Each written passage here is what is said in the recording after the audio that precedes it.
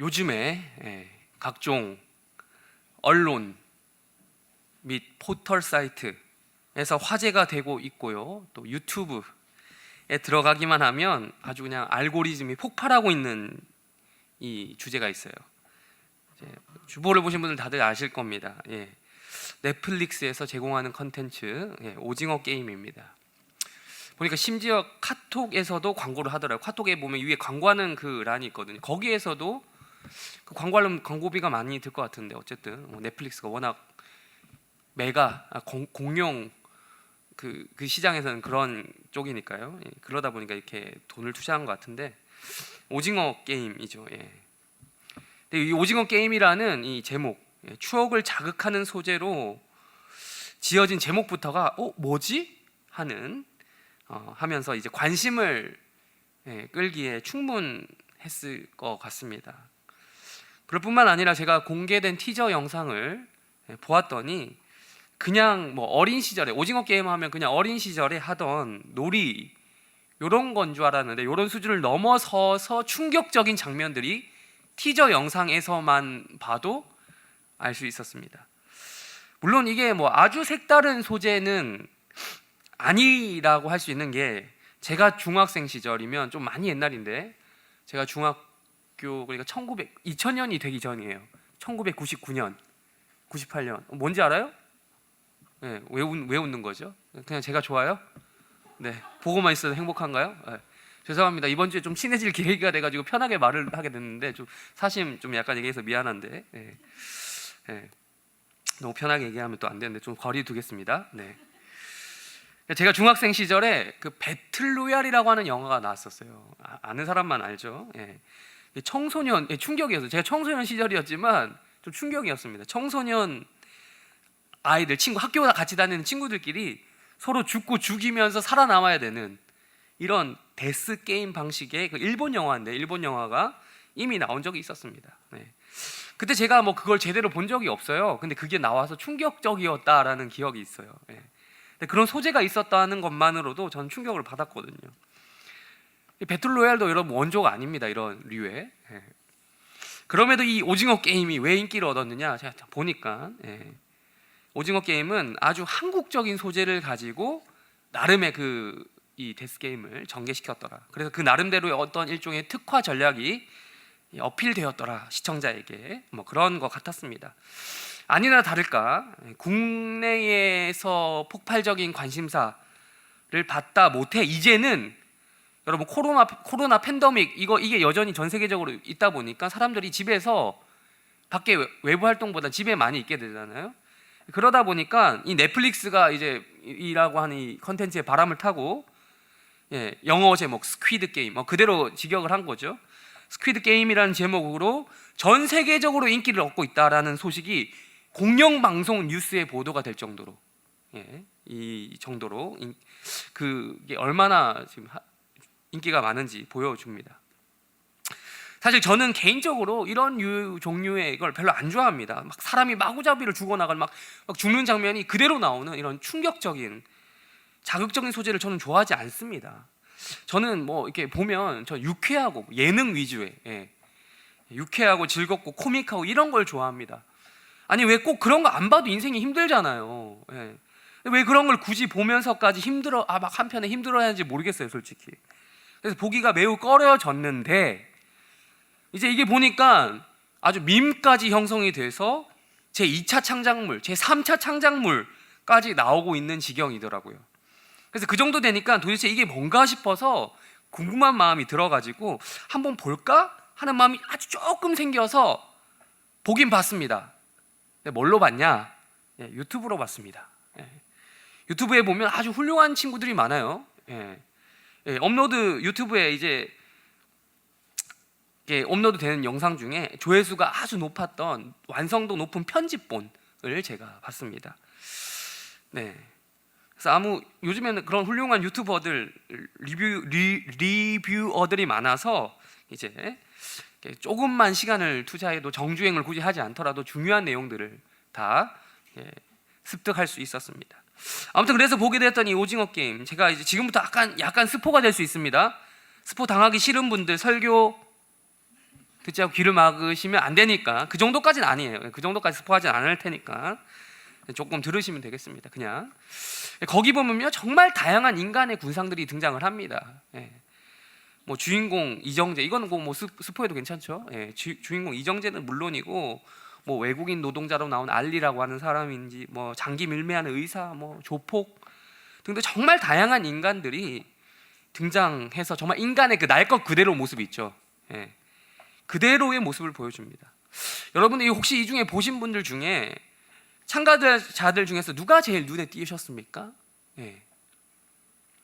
뭐 연기의 달인, 뭐 주인공으로 손색 없었던 이정재입니까? 예. 게임에 참여했던 사람은 아니지만 초반부에 나와서 시선을 강탈했던 공유. 예, 잘생겼죠, 아주 그냥. 예. 공유입니까? 근데 저는 뭐 작품의 흐름상 여러분들 다 동의하시리라 생각하는데, 바로 이 사람이 가장 눈에 띄었습니다. 최고령 참가자, 1번 참가자 오일남 할아버지였습니다. 오징어 게임 1번 남자 참가자라고 해서 이름이 오일남이다라는 해석이 있더라고요. 근데 이제 나중에 나오는 사실인데, 이거 진짜 스포인데 어떡하지? 말할까 말까요? 알죠 다들? 말하지 마요? 네. 근데 이거 안 하면 설교가 안 돼. 그냥 들으세요. 네. 왜냐면 이거 해야지 이제 얘기가 되거든. 미안합니다. 네. 네. 시간 아껴드리는 거예요. 여러분 굳이 안 봐도 돼요. 네. 아무튼 그 할아버지가 알고 보니까 게임의 주최자였던 거예요. 네. 동시에 네. 주최자면서 동시에 참가자였던 겁니다. 네. 어떻게 보면 이런 약육강식의 게임에서 가장 먼저 탈락되어야 된 사람이 바로 이 사람인데, 끝까지 거의 끝 직전까지 살아남습니다. 정말 게임을 잘하는 거죠. 예. 더욱 소름 돋는 것은 이 할아버지가 달을 목숨 걸고 하는데, 진짜 이 할아버지 웃으면서 해요. 예. 추억을 회상하면서. 근데 이 할아버지를 얘기를 제가 왜 굳이 했냐면, 이 할아버지가 남긴 대사 3가지가 제 머릿속을 아직도 맴돌고 있기 때문입니다. 뭐냐, 첫 번째 대사. 취침 시간에 서로를 죽고 죽이는 대혼란이 발생을 하는데, 그때 이렇게 얘기합니다. 제발 그만해, 나 무서워, 이러다가는 다 죽어. 이런 대사를 합니다. 이러다가는 다 죽어 라고 했던. 두 번째 대사. 마지막 부분에서 게임에서 탈락하고 나서 이제 죽지 않고 살아남은 게 이제 확인할 수 있었던 거죠. 그래서 그가 주최자라는 사실이 밝혀지고, 누워있는 그 상태, 병상에서 이제 죽을 날을 기다리고 있는 그 사람이 이정재에게 말을 합니다. 아직도 사람을 믿나? 이런 말이에요. 네. 세 번째, 또 이어지는 대사. 나는 아무에게도 게임을 강요한 적이 없어. 이렇게 합니다. 비슷해요? 네, 이거 아는 사람은 이거 비슷한, 약간 좀 있는 거예요. 이 3가지 대사. 네. 물론 구슬치기에서 했던 우린 깐부잖아, 이게 있는데, 이거는 이제 더 유행하게 된 건 알고 있는데, 저는 이것보다는 오늘 설교 때문에 그런지 이 3가지가 더 기억에 남습니다. 제 뇌리에 기억이 남았어요. 바로 이게 우리가 살고 있는 현실을 잘 보여주는 게 아닌가 싶었죠. 전 정주행하지 않았는데 잘 알고 있습니다. 아무튼 이 오징어 게임이라고 하는 이 작품이 이렇게 인기를 얻고 있는 이유는, 제가 보니까 우리가 살고 있는 지금 이 세상이 흘러가는 모습을 노골적으로, 아주 극단적으로 이러한 극적인 효과를 잘 살려서 표현해서 공감대를 얻었기 때문이다라고 생각을 했습니다. 약육강식의 세계에서 서로를 죽이는 현실, 노골적으로 우리가 진짜 총이 없어서 그러지, 뭐 이런 말 하잖아요. 흔히 하는 말, 우리 대한민국이 미국처럼 총기가 합법화되어 있으면 난리 났을 것이다, 이런 말 하잖아요. 노골적으로 총만 안 쏘고 있다 뿐이지 사실상 눈총을 쏘잖아요. 마음으로 이미 상대를 죽였잖아요. 뭐 이런든지 하면서 우리가 다들 살고 있는 것이잖아요. 또한 이 현실을 제3자의 시선에서 재미삼아서 보고 있는 VIP 관객이 있습니다. 그건 다름 아닌 우리라는 거예요. 이렇게 우리는 그 옥겜, 줄여서 옥겜 참가자가 되었다가 VIP 관객이 되었다가 반복하는 현실에 놓여 있는 것이죠. 근데 중요한 것은 이겁니다. 이러한 구조, 옥겜식 세상 구조가 말 그대로 세상의 구조라는 것입니다. 그러면 괜찮아요. 근데 그러면 괜찮아요. 근데 이게 교회 안까지 이 구조가 들어오고 있다. 잠식해 들어오고 있다라고 생각을 해보십시오. 아니 이미 들어와 있다면 우리는 이것을 어떻게 바라보아야 할까? 어떻게 대처하며 어떻게 생각해야 될까? 무엇이 옳을까? 어떻게 대처해야 될까? 이것에 대해서 말씀을 나누어 보고자 합니다. 그런 의미에서 오늘 말씀 갈라디아서 지난주 본문에 포함되어 있기도 하면서 한 이 갈라디아서 말씀, 사도 바울이 과연 이러한 세상 구조, 옥겜식 세상 구조가 교회에 미치는 것을 경고하시는 것을 오늘 말씀을 통해서 우리가 확인할 수 있습니다. 우리 13절 다시 한번 읽어볼까요? 13절 다시 한번 읽겠습니다. 시작.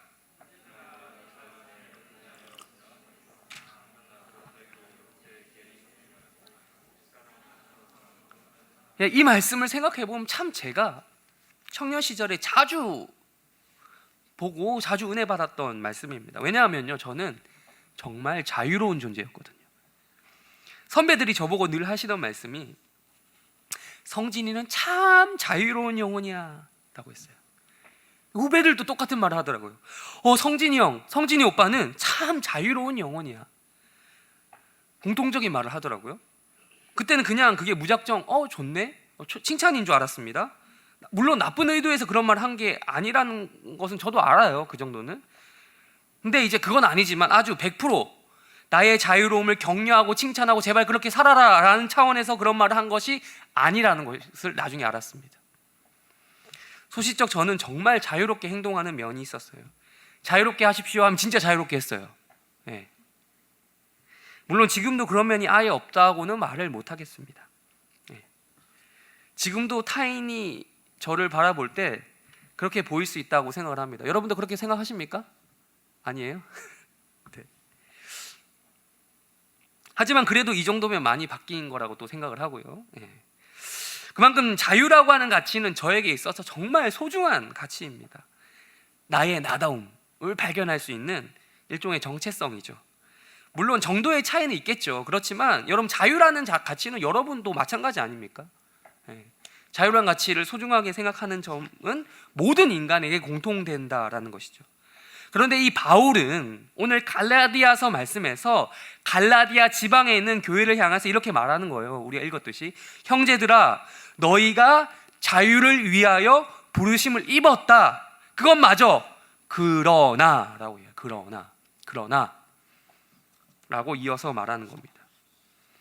우선 워낙 성경들을 모르셔서 갈라디아서 전체가 어떤 흐름인지 제가 약간이라도 살펴보고 넘어가야 할 것 같아서 조금 설명을 붙이도록 하겠습니다. 이 갈라디아서는요, 사도 바울이 갈라디아 지방, 작년 2020년 여름 수련회 날행 속을 참가했던 사람이라면 그 지도를 봐서 어디가 갈라디아 지방인지 대충 알 건데 모르는 사람이 태반일 테니까 잠깐만요. 묻어 있었어요. 미안합니다. 네, 여기서 보였어요, 시야에. 네. 갈라디아 지방인데 터키의 중부 지방에 해당합니다. 터키의 중부. 터키가 동, 중, 서 이렇게 옛날에 그때 당시는 이렇게 나눠졌거든요. 동쪽이 갑바도기아, 중간이 갈라디아, 서쪽이 지금의 이스탄불이 있는 그 지역이 아시아라고 불렀습니다. 이 세 가지 지방인데 그 중에서 지금 바울이 갈라디아 지방에 있는 터키 중부 지방에 있는 교회에게 편지를 쓴 것이 바로 갈라디아서입니다. 다들 잘 아시겠지만 바울이 편지를 한두 개 쓴 게 아닙니다. 많이 썼죠. 로마서부터 시작해서 에베소서, 갈라디아, 고린도 등등등 바울이 쓴 바울 서신서는 총 몇 개? 13개입니다. 얼핏 보면 내용이 다 비슷한 것처럼 보여요. 왜냐하면 처음에 인사를 다 비슷하게 하거든요. 근데 내용이 달라요. 목적이 달라요. 나름의 다 주제가 있습니다. 로마서 같은 경우도 제가 나름의 그 주제에 대해서 말씀드린 적이 있잖아요. 오늘 갈라디아서도 마찬가지로 나름의 배경이 있습니다. 어떤 문제가 생긴 거예요. 문제 없으면 편지 안 씁니다. 문제가 있으니까 편지 쓰는 거죠. 어떤 문제가 생겼습니까? 1장에 나옵니다. 1장 우리 한번 띄워주실까요? 1장 6절부터 8절까지 한번 읽겠습니다. 시작.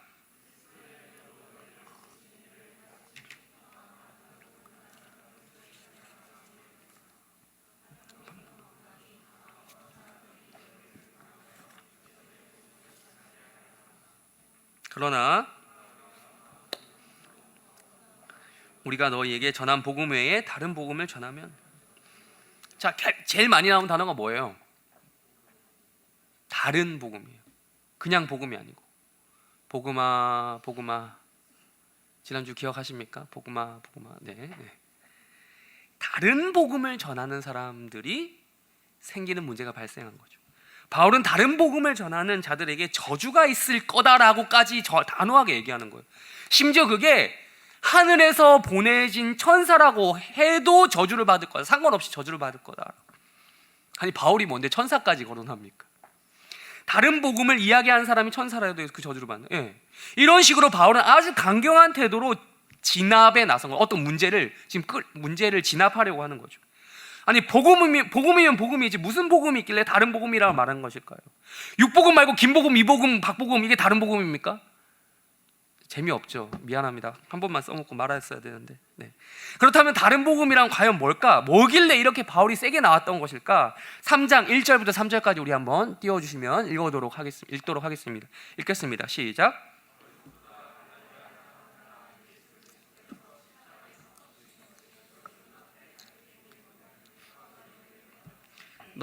내가 너희에게서 다만 이것을 알려하노니 너희가 성령을 받은 것이 율법의 행위로냐 혹은 듣고 믿음으로냐 너희가 이같이 성령으로 시작하였더라 이제는 육체로 마치겠네.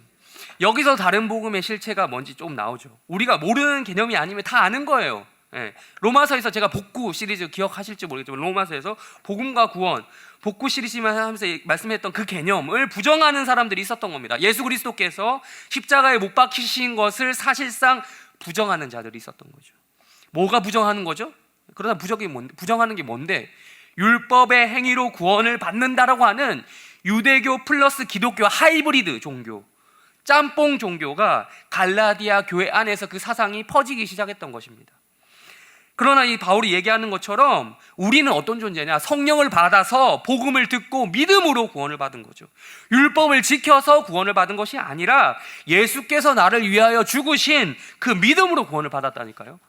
그런데 이 단순한 복음의 진리를 살짝 교묘하게 꼬아서 유대인 그 디아스포라 공동체, 유대인 공동체, 막 기독교인이 된 그 공동체, 갈라디아 지역의 기독교인들에게 야, 너 그거 아냐? 예수를 믿는 것도 믿는 건데 믿음도 중요한 데 있잖아. 율법도 지켜야 구원을 받을 수 있어 라고 교묘하게 다른 복음을 전하기 시작했던 것이다 라는 것이죠. 이게 다른 복음. 이 다른 복음이라는 것이 좀 더 구체적으로 나옵니다. 여러분, 아직까지 그럼 율법이 뭐냐라는 질문이 나올 수 있거든요. 그 율법이 뭔가? 여기 말하는 율법 되게 많은데 심플합니다. 한 가지가 있습니다. 우리 3장 앞에 있는 2장 3절 우리 한번 띄워주시면 읽도록 하겠습니다. 읽겠습니다. 시작.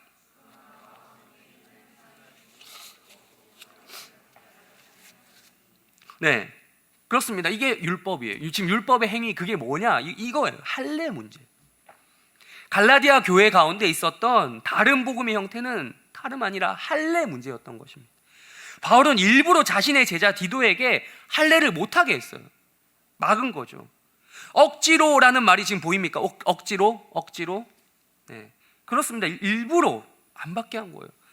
받게 했을 수도 있을 거예요. 복음을 전하기 위해서. 이 복음을 전하기 위해서는 할례를 그래도 유대인들이 마음에 할례 안 한 놈 이렇게 욕할 수도 있으니까 복음을 잘 전하기 위해서 할례를 받게 하지 이런 결정을 내릴 수도 있었을 텐데 일부러 못 받게 했다라는 거예요. 왜?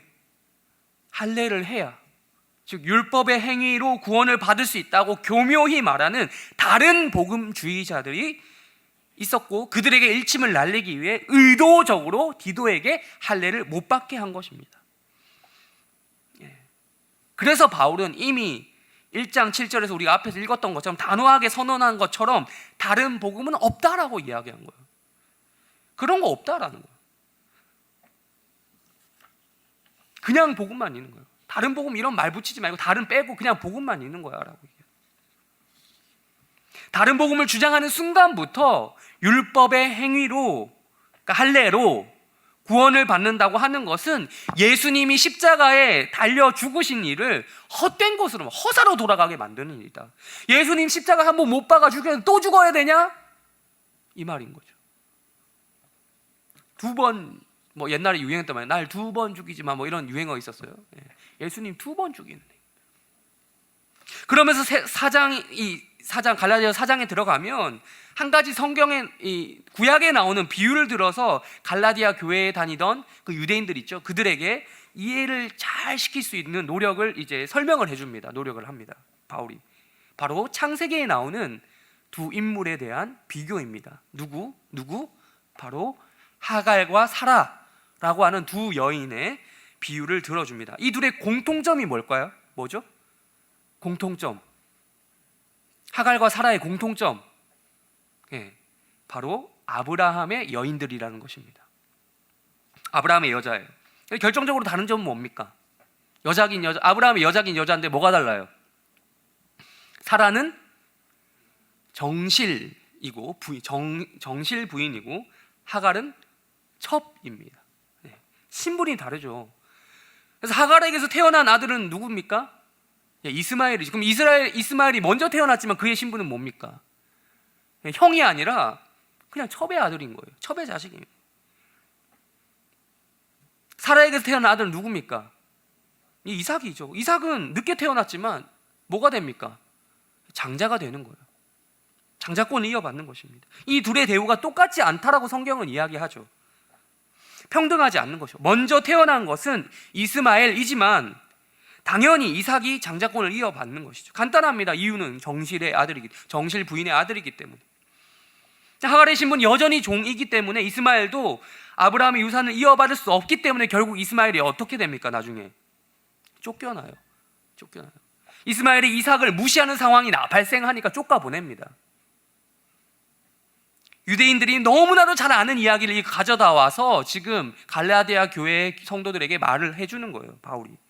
그러면서 이 한 가지 공식을 제안합니다. 우리 한번 띄워주실까요? 공식. 자, 이런 구조로 이야기를 하는 것이죠. 하갈은 이스마엘, 둘이 종의 아들이니까 종의 아들이니까 죄송합니다.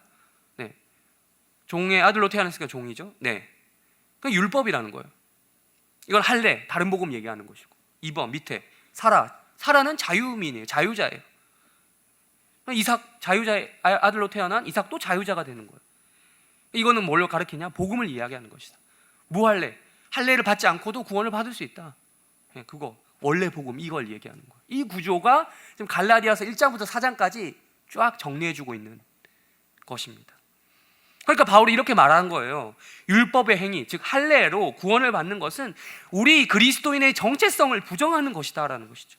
우리 혈통의 조상이 사라에게서 태어난 이삭인 것처럼 우리는 자유자의 후손이다. 아니, 신분이 달라진 거야. 옛날에는 노예였을지 모르지만 지금 우리가 아니야. 종이 아니야. 근데 왜 율법으로 돌아가려고 하는 거야? 율법의 멍에를 왜 다시 매려고 하는 거야? 그걸로 구원을 받을 수 없다니까? 라고 하면서 바울은 5장 1절에서 이처럼 말씀합니다. 5장 1절 우리 한번 띄워주실까요? 5장 읽겠습니다. 시작. 그러므로 굳건하게 서서 다시는 종의 멍에를 매지 말라 라고 이야기를. 하나님의 아들이시자 하나님의 본체 그 자체이신 예수 그리스도께서 왜 그 생고생을 해서 왜 사람의 몸을 입고 수고스럽게 굳이 이 땅에 오셔서 십자가에 달려 죽으셨냐고요. 우리라면 힘든 거, 여러분 힘든 건 둘째치고 귀찮아서라도 안 할 것 같아요. 근데 그분이 오셔서 십자가에 달려 죽으심으로 인해서 죄의 멍에가, 율법의 멍에가, 종의 멍에가 그걸 메고 있었던 우리를 자유롭게 하셨다니까요. 자유롭게 하셨다. 갈라디아서 5장 1절의 그 표현에 따르면 자유롭게 하려고 자유를 주셨다는 거예요. 목적이 자유예요. 그러니까 다시는 뭐 하지 말라? 종의 멍에를 매지 말라는 거예요. 자꾸 매려고 맬 필요가 없는데 매려고 하는 너희들을 보니까 참 멍청하다, 어리석다, 하지 마라. 여러분, 우리가 현대인이라서 조금 덜 와닿을 수도 있어요. 왜냐하면 우리는 자유로운 사람이니까요. 우리가 살고 있는 대한민국의 정치 체제가 뭡니까? 뭐예요? 우리 대한민국 정치 체제 뭐예요? 민주주의. 근데 그냥 민주주의가 아니죠. 무슨 민주주의? 자유민주주의. 그럼 그냥 민주주의하고 끝나면 안 돼요. 그러면 북이랑 우리랑 다를 게 없어요. 저 위에 동네랑 우리랑 똑같아요. 거기도 뭐라고 부릅니까?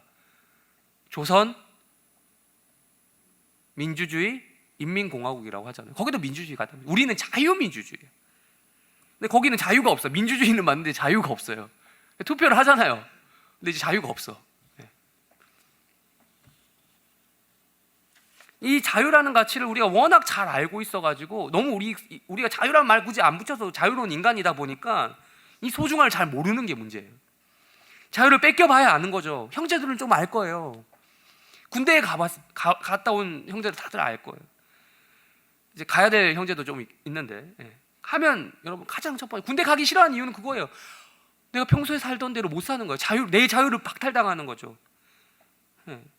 제한된 환경, 통제된 생활, 이런 거. 모든 군인은 휴가를 바라고 소망을 합니다. 왜 그렇습니까? 자유로운 생활을 기대하거든요. 근데 휴가보다 더 큰 걸 기대하죠. 뭡니까?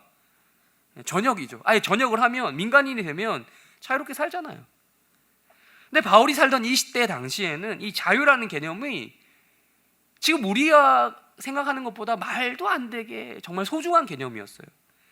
그럼 자유민과 그렇지 않은 자들의 차이가 많이 있었죠. 그럼 자유민이 아닌 뭐예요? 아까 우리가 얘기했던 것처럼 종입니다. 노예죠, 노예. 그리고 신부는 차이는 하늘과 땅 차이 정말. 그래서 여기 사용된 자유라는 단어가 헬라어로 말하면 엘유세로우라고 하는데 이게 뭐냐면 이 단어에는 그냥 자유라는 말, 우리가 아는 그런 자유라는 개념이 어떤 의미가 더 있냐면 노예를 풀어주다, 해방시켜주다 이런 의미까지. 해방시키다 이런 말이 있어요. 해방하다. 여러분 당시 로마 사회죠. 바울이 살았던 로마 사회죠. 로마 사회에서 실제로 주인에 의해서 주인이 풀어주면 해방될 수 있었어요. 이걸 가리켜서 해방 노예라고 불렀습니다. 주인이 노예를 풀어주면 그 사람은 이제 더 이상 노예가 아니었어요. 그 이유로 흔히 말하는 노비문서, 우리나라 지금 노비문서 불태우는 거 해주는 거예요. 이러한 배경 속에서 바울은 5장 1절에서 그렇게 말했던 거예요. 우리를 자유롭게 하려고 자유를 주셨으니까 다시는 종의 멍에를 매지 말라. 왜 매려고 하냐? 그런 정신 나간 사람 없잖아요, 일반적으로. 너희들 꼬라지가 그렇다라는 거예요. 노예 근성이 남아있는 건 알겠는데 진짜 노예가 되려고 하는 것은 진짜 바보 같은 짓이다. 그러면서 2절과 4절에서 못을 박습니다. 우리 2절과 4절 한번 읽도록 하겠습니다. 이어서 읽겠습니다. 시작.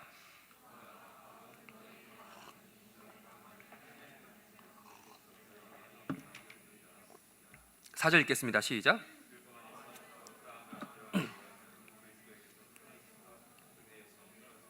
네, 이 말이에요. 너희가 할례를 받게 되면 예수님이 그냥 할례 뭐 한번 하고 말지 이게 아니라 할례를 받은 그것 때문에 예수님이 죽은 게 아무 유익이 없는 거야. 죽으신 이유가 없는 거야.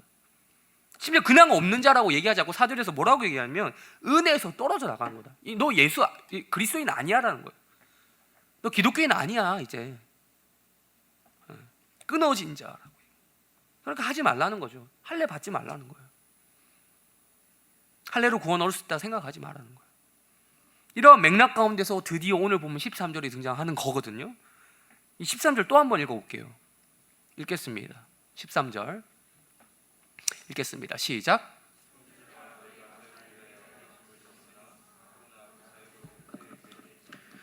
오직 사랑으로 서로 종노하라. 형제들아, 너희가 자유를 위하여 부르심을 입었다. 그래, 너희들 자유자 맞아. 그래, 자유로와 여기까지. 아까 앞에서 정리했던 그 내용까지 딱 자유자 맞아. 죄라는 노예 신분에서, 죄인이라는 노예 신분에서 해방된 자유민들 맞아. 너희는 더 이상 자유인이야. 죄인이 하나님 앞에서 죄인이 아니야. 너희는 자유로운 존재야. 그 자유를 위해서 부르심을 입은 거 맞아. 하나님 너희에게 자유를 부시려고 이렇게 부르셨어. 이 교회에 모아놓으셨어. 너희를 죄에서 해방시켜 놓아서 너희를 이 자리에 모아놨다고. 맞아. 그러나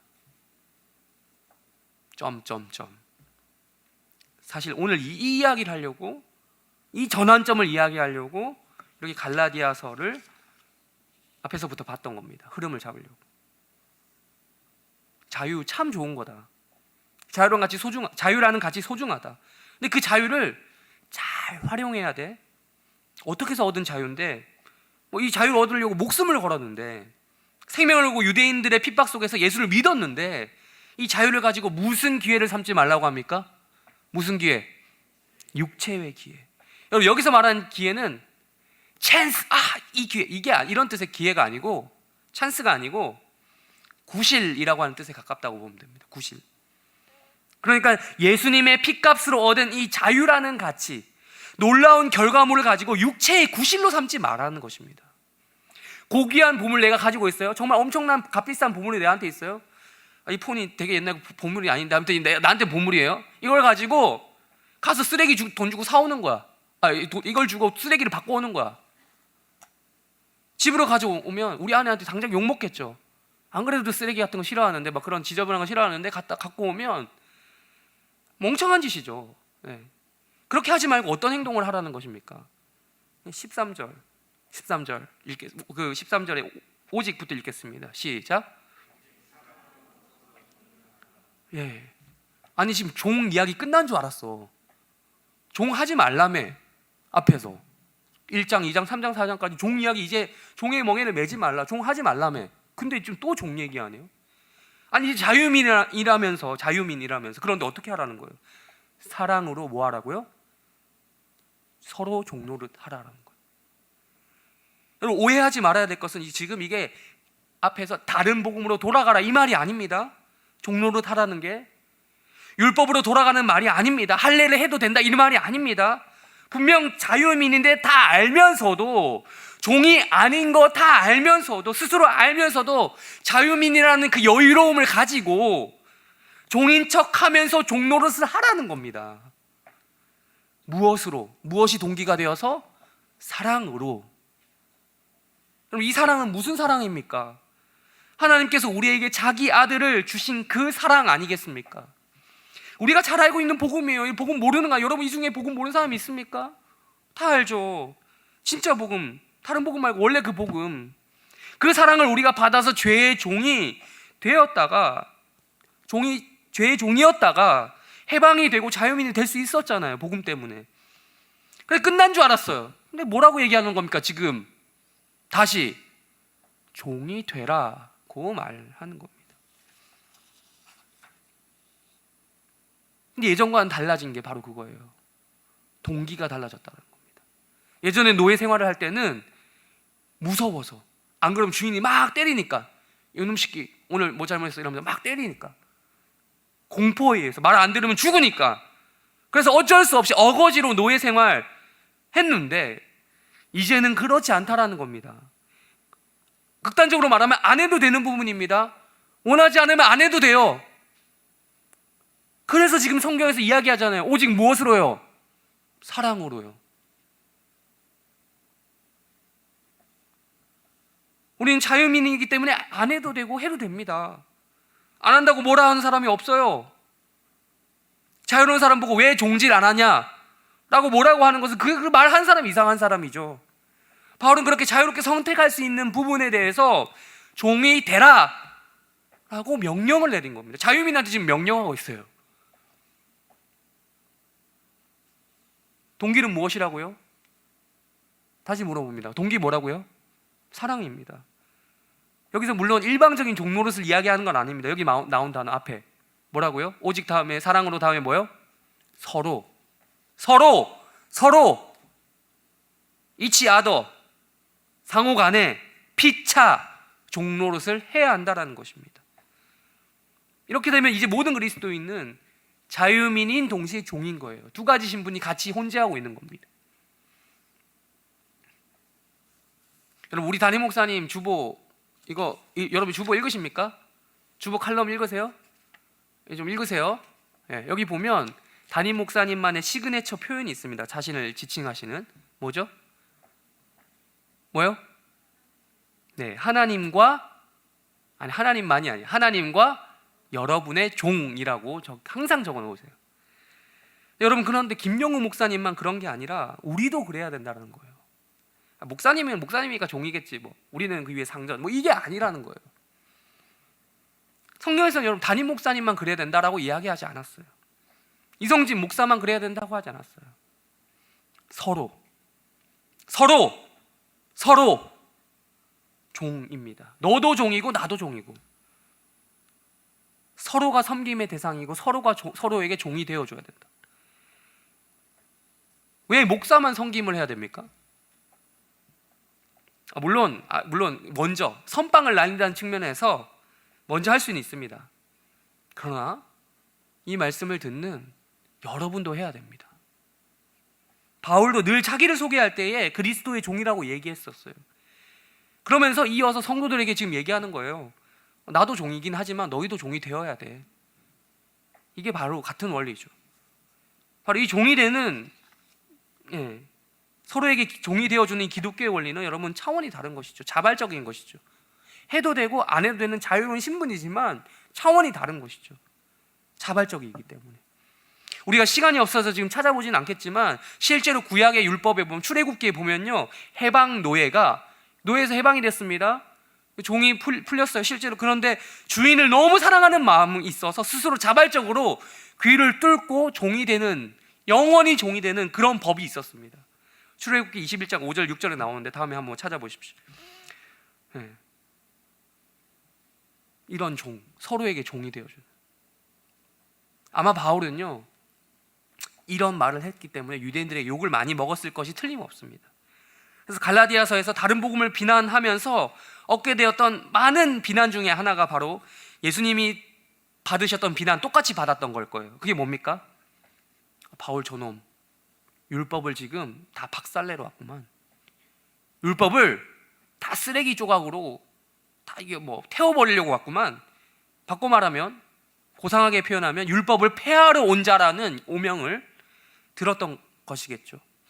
그런데 예수님께서도 말씀하셨던 것처럼 바울도 그런 목적으로 온 게 아니라 율법을 폐하러 온 것이 아니라 어떻게 하러 왔죠? 예수님이 율법을 완전하게 하러 오신 거예요. 바울이 이야기하고 싶었던 것도 그거예요. 율법 아무짝에도 쓸모없어가 아니라 너희들이 그 율법의 기능을 잘못 이해하고 있는 거야. 율법을 지켜서 할례를 해서 구원을 받을 수 있다가 아니라는 거야. 이 말인 거죠. 유대인들이 이렇게 얘기했겠죠. 율법 다 필요 없다고? 율법 다 쓰레기야? 필요 없어? 율법 버려? 율법 버려? 이랬던 거예요. 율법 폐기론자 오명을 바울에게 씌운 겁니다. 아니라는 거죠. 바울이 지금 이야기하는 것은 율법이 필요 없다라고 이야기하는 게 아니라 도리어 율법이 말하는 것을 세우려고 하는 것이다. 완전케 하려 하는 것이다. 그걸 증명하는 것입니다. 그래서 13절부터 이야기하는 논지가 진행이 되는 거예요. 자유 참 좋습니다. 그러나 그게 끝이 아니다. 자유는 방종하고 달라. 자유라는 거 해서 네 마음대로 살라는 게 아니야. 마음대로 한다고 다 되는 게 아니고 사랑의 동기를 가지고 오히려 서로에게 종로를 하자. 우리 이게 진짜 율법의 정신이야. 율법이 말하는 것이 바로 이거야. 그러면서 14절을 말합니다. 우리 14절 다시 한번 읽겠습니다. 시작.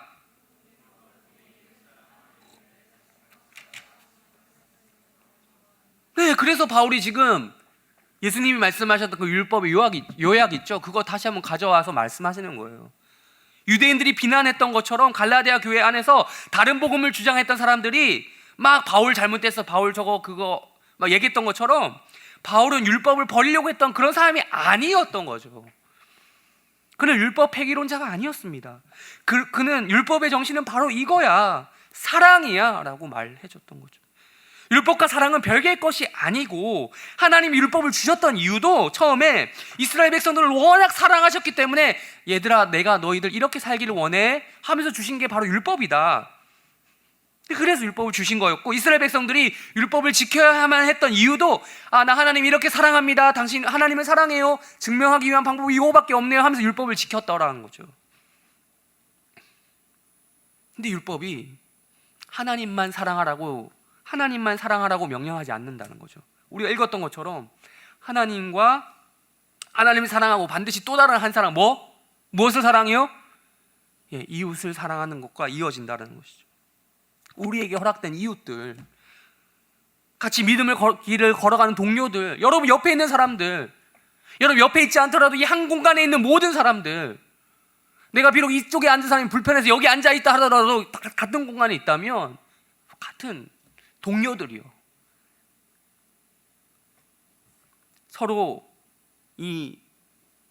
서로에게 사랑이라는 동기 때문에 종노릇해야 된다라는 거예요. 한 공동체 안에서, 한 교회 안에서, 한 청년부 안에서 서로 사랑해야 된다. 근데 이게 그냥 추상적인 사랑이 아니었던 거죠. 서로에게 종이 되어야 해 주어야 될 정도로 사랑해야 된다는 거예요. 그러면서 바울이 오늘 15절 마지막으로 우리에게 경고를 합니다. 사랑해라 하면 끝이 나야 되는데 이상 엄한 말을 붙여요. 우리 읽겠습니다. 15절 읽겠습니다. 시작. 네, 무서운 말을 남겼습니다. 이거 읽으면 딱 생각나는 이미지가 있더라고요. 야생, 정글, 정글의 법칙, 동물의 왕국, 이런 단어가 떠오릅니다. 그곳은 여러분 험한 곳입니다. 서로가 서로를 믿을 수 없는 곳입니다. 불신하는 곳입니다. 곤모술수가 넘치는 곳입니다. 상대를 잡아먹어야 내가 살아남을 수 있는 곳입니다. 상대를 잡아먹지 않으면 내가 먹히는 곳입니다. 세상은 그러한 곳이에요. 데스게임, 생존게임, 서바이벌 게임, 배틀로얄, 배틀그라운드, 오징어 게임, 헝거 게임의 실사판이 세상에서 벌어지고 있어요. 현실이 그렇잖아요. 그런데 그런 식으로 사자와 호랑이 같은 맹수들이 그렇게 물고 뜯는 것처럼 막 물고 뜯고, 사자 호랑이 싸우는 거 봤어요? 맹수들끼리 싸우는 거 봤어요? 예. 물어 뜯고 먹어 치우면 어떻게 되겠습니까? 서로 어떻게 된다고요? 지금 멸망한다. 피차, 서로 멸망한다. 서로 종노릇, 서로 멸망. 지금 대조되는 겁니다. 그럼 실제로 세상은 이 원리에 충실하죠? 네.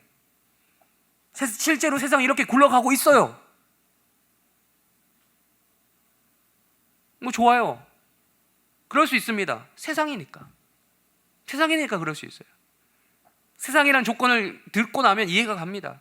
세상이니까 어느 누군가 한 명이 남을 때까지 죽고 죽이는 일이 반복되는 소위 멸망전, 오늘 설교 제목 멸망전이 일어나는 거 이해해 줄 수 있습니다. 멸망전, 이게 오늘 멸망하기 전, 비포라는 뜻, 그 전이 아니고 싸울 전자입니다. 전쟁, 멸망전쟁. 어느 한쪽이 멸망하거나 포기하고 항복을 외칠 때까지 끝까지 일어나는 그 싸움, 그게 멸망전이죠. 세상에서는 이런 멸망전이 하루하루 펼쳐지고 있어요. 하루하루. 그럼 거기서 살다 오셨잖아요. 지금 일주일 동안 어느 누구 하나 망할 때까지. 경제가 거기서 또 도태되면 잘리고 죽는 거죠. 그게 사회에서.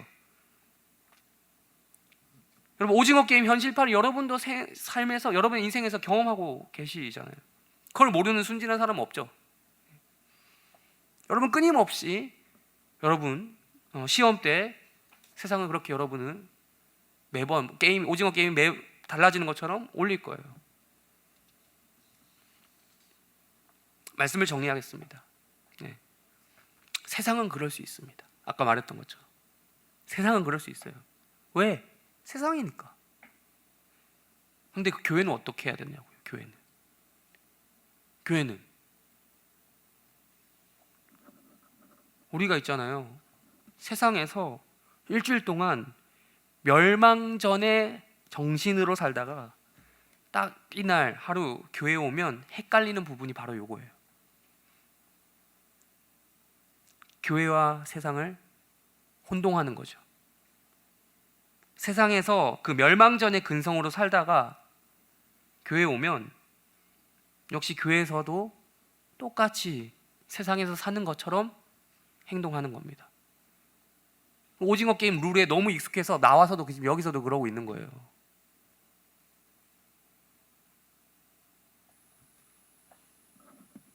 멸망전에 임하던 그 근성을 가지고 교회 공동체에서 똑같이 적용시키는 거죠.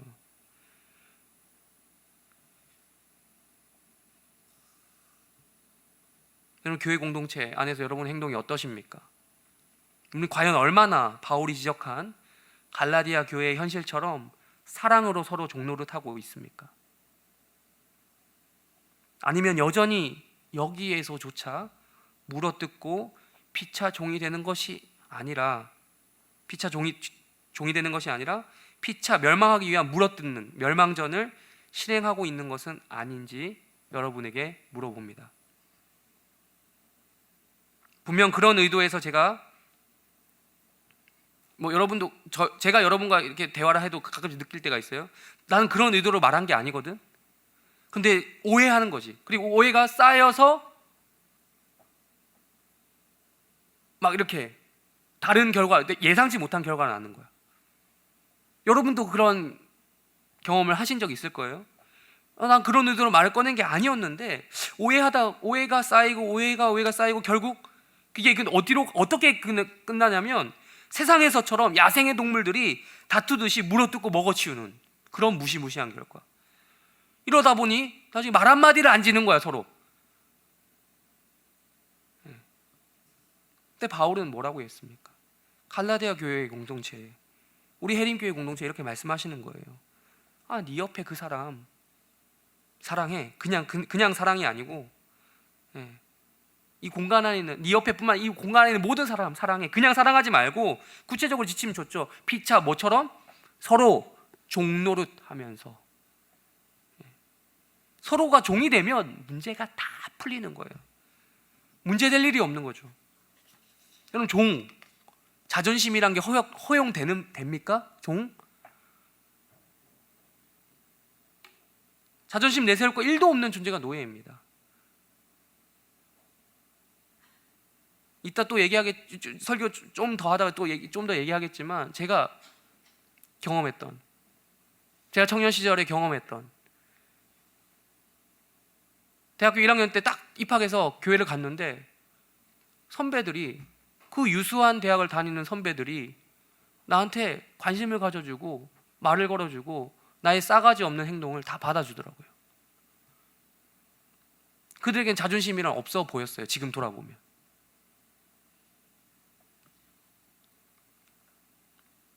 그러면 그렇게 되면 저 사람이 나를 어떻게 대우했냐, 나를 보고 어떻게 말했냐, 그 사람이 어떻게 나를 생각했냐, 이딴 말을 할 이유가 없는 거죠. 그게 바로 우리의 정체성이에요. 종의 정체성이에요. 근데 여기서 자존심 내세우고 종이 종답지 않으니까 진짜 이제 여기가 어나더 월드가 되는 거예요. 또 다른 세상이 되는 거예요.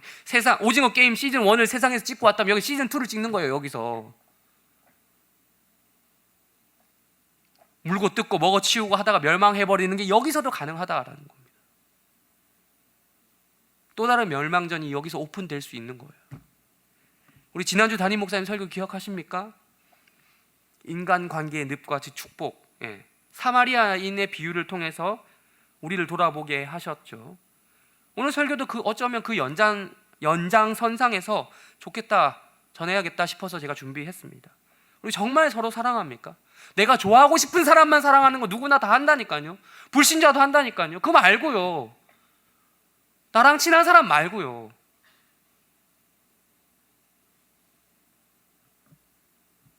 안 쉬운 게 정상이긴 하죠. 이게 쉬우면 우리는 노비가 어울리는 직업일 거예요. 근데 한 명도 없어요. 익숙한 사람은. 익숙해서 하는 사람 없어요.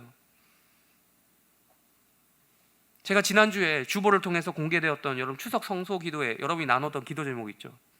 제가 읽어봤습니다. 다 하나하나 다 읽어봤습니다. 여러분 읽어보셨습니까? 남의 거? 근데 여러분 다 글씨가 다 겹치는 건 없었는데 그리는 그림이 다 똑같더라고요. 사랑이 많은 공동체. 한마디로 요약을 합니다. 내가 바라는 공동체, 이 교회가, 이 청년부가 사랑이 많았으면 좋겠다. 따뜻한 공동체가 되었으면 좋겠다. 그래서 부흥했으면 좋겠다. 이런 공통적인 이야기를 하더라고요. 근데 이제는 한 가지가 남았어요. 다 똑같아, 마음이. 다 똑같아. 근데 한 가지 남았지. 뭐? 고양이 목에 방울을 누가 달 건데? 달아야 된다는 건 다 알아. 누가 달 건데? 성경에서 말하는 거예요. 네가 달아라. 이 말을 듣고 있는 네가 달아라. 너가 먼저 종이 되어라.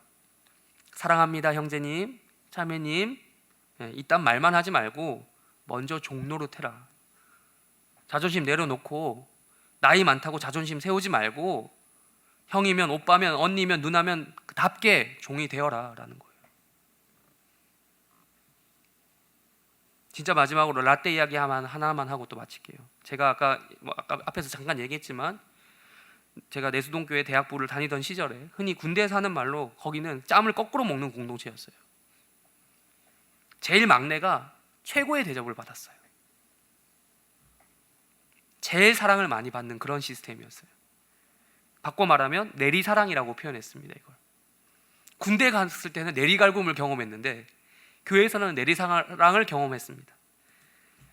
제가 참 돌아보면 저 자신을 돌아보면 개념도 없고 무례한 이야기도 많이 하고 선배들 보고 제가 무슨 말했는지 지금도 기억해요. 선배 보고 제가 하여튼 진짜 제가 제 입으로 지금 얘기하기 참 민망할 정도로 버릇없는 얘기도 많이 했었어요. 근데 선배들이 일단 받아주더라고요. 그리고 나서 나중에 사랑으로 훈계하더라고요. 근데 그 사랑의 방식이 뭐였냐? 무작정 막 혼내는 이런 훈계가 아니라 만난 거 한번 사주면서 그러더라고요. 따로 불러서. 근데 제가 많이 얻어먹었거든요. 네. 그리고 또 얻어먹어도 제가 내 돈으로 주고 평소에 내 돈 내고 먹을 수 없는 것들을 사주시더라고요. 본인들이 과외를 하든 어떤 알바를 하든 해가지고 사주시더라고요. 돌이켜보니까 내가 선배들 사랑을 많이 받아서 좋았다, 밥을 많이 얻어먹었다. 근데 그게 돌아보니까 그냥 그만큼 내가 개념이 없었구나. 그래서 선배들이 해주고 싶은 말이 많아서 내가 특별히 나를 많이 만나줬구나.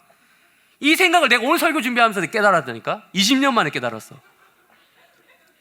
나는 내가 사랑 많이 받을 만한 약간 좀 그런 게 있었나? 잘 앵겨서? 네, 물론 그것도 있겠지만 네. 여러분, 전 2년 동안 이것 때문에 여러분과 함께 사역하고자 노력을 했었습니다. 네. 자, 이 사랑을 해림교에서 받은 건 아니에요. 네. 내가 경험한 거지. 그건 아니지만 나름 제가 청년 시절에 누리고 받았던 것을 되돌려주기 위해서 저 나름대로 청년 사역을 하면서 스스로 아이고 성진아 노력했다라고 스스로 자부할 수 있습니다. 물론 이게 온전했다거나 완전했다는 말은 아니에요. 저도 많이 부족했음을 인정합니다. 근데 이제 이거는 여러분이 할 차례예요. 네. 리더들만, 국장들만, 정원지기들만 제발 이제 그만하세요. 그런 말. 기독교인에게 얘기하잖아요. 바울이 리더들 따로 세워놓고 얘기했습니까? 기독교인들. 여러분이 기독교인이라면, 해림교회 청년부의 구성원이라면 제발 모두가 나서서 사랑으로 서로 종로를 하십시오. 네. 종지를 하십시오. 그것만이 여러분 이 교회가 세상으로부터 떨어져서, 멸망전으로부터 떨어져서, 데스게임으로부터 떨어져서, 오징어 게임으로부터 떨어져서 보호되는 유일한 길입니다. 그래야 서로 물고 뜯고 멸망하지 않는 거예요. 서로 종노릇해야 서로 물고 뜯지 않는 거예요. 이게 사랑인 거죠. 사랑. 이 사랑의 복음이 제가 이 사역을, 인정할 사역을 정리해 가면서 이 해림교회 청년부 안에 가득 차야 된다, 그리고 또 흘러가야 된다라고 생각을 하게 되었습니다. 그렇게 되면 있잖아요. 여러분, 부흥을 위해서 따로 기도해야겠지만 하지 말아야 되는 게, 안 해도 이것만 되면 여러분 제발 부흥 안 했으면 좋겠다 기도해보세요. 이게 되면 부흥합니다. 네. 저는 확신해요. 우리 해림교회 청년부가, 저는 이 말씀에서 바울이 요구했던 이 말씀을 받아들이고 따라가기를, 그런 공동체가 되기를 바라면서 오늘의 설교를 마치도록 하겠습니다.